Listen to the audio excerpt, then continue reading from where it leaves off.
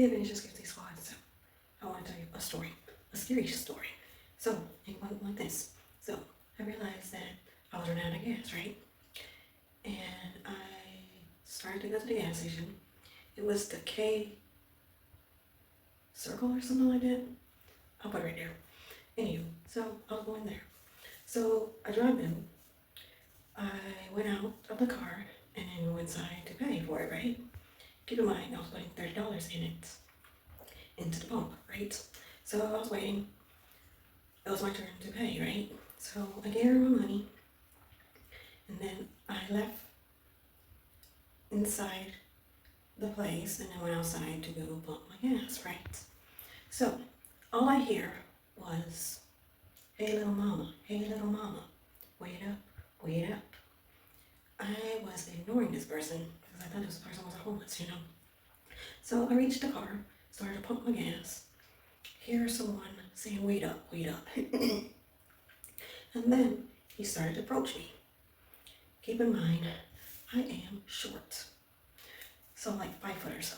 5 foot, I usually say I'm like 4'11". It's just more cutesy saying it that way. So he approached me. He is tall. He is maybe like 6 foot or 6'1", if I can remember clearly. And he started to talk, right? He's like, where's your man? Where's your man? Like if I didn't have a man or not. So he kept saying that. He's like, you're supposed to be pumping, make a man do it, and stuff like that. I was kind of confused. And then he was like, where's your man at? He should be pumping, and you're supposed to be pumping your own gas, right? Then he started to reach for the nozzle, the gas nozzle, right? I told him that I'm good. I can do it myself. He's like, you need a man to do all your pumping your gas and stuff like that. I was like, sir, I'm good. I am good. I can pump my own gas. I was like, I don't have any money. He's like, I don't want your money.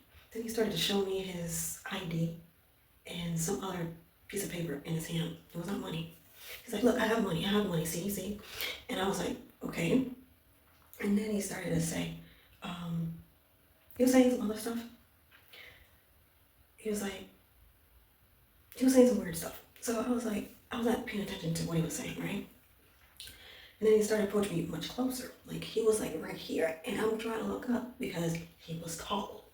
He had dreads, like long dreads, like up to his waist area. I thought he was homeless because he smelled putrid. So he's talking and stuff like that, and he's coming way too close to me, right? I'm having a panic attack because I don't know what this guy's gonna do. So I tell this guy that I'm getting scared. And then when I said that, it clicked. He switched. He started to yell at me. He started to say stupid things to me, like this, for example. He started to say, it was so crazy how he just switched to be nice, and then he started making so many assumptions about me and stuff like that. So he's like, you are sheltered. You need to start living into the real world and stuff like that. And I was like, dude, what do you think I'm doing right now?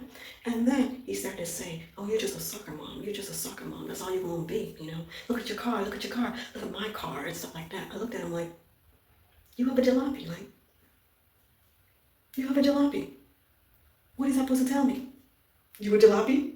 You have a jalopy car. You smell kind of funny. So I assume you was a homeless. And then he started to say more other stuff to me. But the most thing that got me was he said I was sheltered and I'm not living in the real world. And I was a soccer mom. I was wearing like an anime shirt and a shorts, so it was gray or something. Then he got in his car, right? In my head, I thought he was gonna pull out something to scare the shit out of me. So he got in his car. He drove up more to the gas station, like in front of the gas station. Before he was at the gas pump, still screaming, soccer mom, that's all you're gonna be. Look what you're driving, look what you're driving and stuff like that. In my head, I'm like, which soccer mom drives an Audi vehicle? You tell me. So I was done pumping, and then I started to get inside my car, and he's still yelling at me, some other stuff like that, right? I'm ignoring him. I started to drive off, you know? And then I was like thinking to myself, like, this guy's funny. Like, what he was trying to do, like, he was trying to pick me up? I don't know. What he was trying to do? It was kind of crazy. When I tell him I was scared, then he started to switch. It was hilarious to me because I started to laugh after I was gone. But at that moment, my heart was beating fast because I was scared. Just very, very scared at the moment. And there was nobody else in the parking lot. It was across from the Home Depot, and it was right next to Aldi's store, right? And I knew no one was gonna help me if I started to scream, you know? So I was just so scared for my life. Like, who raised you, you know? It was like so randomly, you know? At that time, I had braids and it was long and I had like a beanie. I had like an anime shirt, like a shorts, almost like a leggings, but not really. It was kind of puffy. I had like sneakers on and stuff like that. That's what I was wearing. Did that look like a soccer mom to you? And then I was like thinking, I was like, dude, I don't even have any kids. How can I be a soccer mom? Like, and then I told my mom, right? She's like, where were your taser at? I was like, it was in the other car. Where was your devices at? It was in the car. The car that well, she was driving. It was in that car. My taser, my mace, and all these other stuff. In the car I was driving, it didn't have no weapons or anything. So that's why I was pretty much scared for my life. So that's the time that some weird dude was catcalling me, and I freaked the hell out. My heart was pounding. I was breathing really, really heavy. It was crazy. Moral of the story, make sure you have your tasers and your rubbers on you. And I think that's it for now. Bye, guys.